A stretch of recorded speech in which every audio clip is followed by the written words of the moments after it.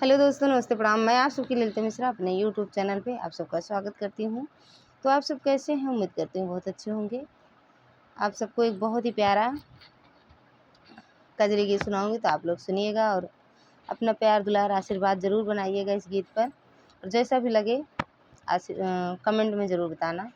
जय माता दी।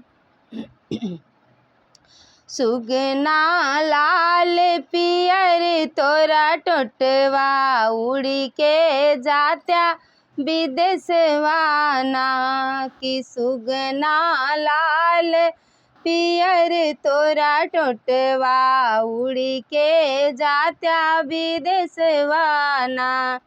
लौत्या ससुर के खाबरिया चिट्ठिया बाँच सुनौत्या ना कि। लौत्या ससुर के खबरिया चिट्ठिया बाँची सुनौत्या ना। सुगना लाल पियर तोरा टोटवा उड़ी के जात्या विदेशवाना की। सुगना लाल पियर तोरा टोटवा उड़ी के जात्या विदेशवाना।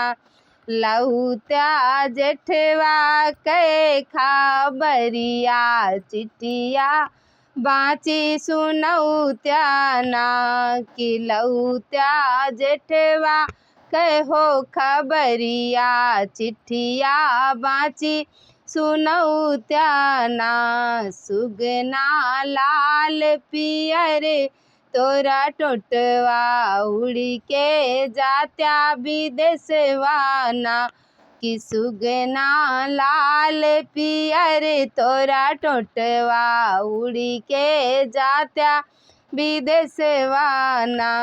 लौत्या देवरू कहो खबरिया चिट्ठिया बाँची सुनौत्या ना। लौत्या देवरू कहो खबरिया चिट्ठिया बाँची सुनौत्या ना।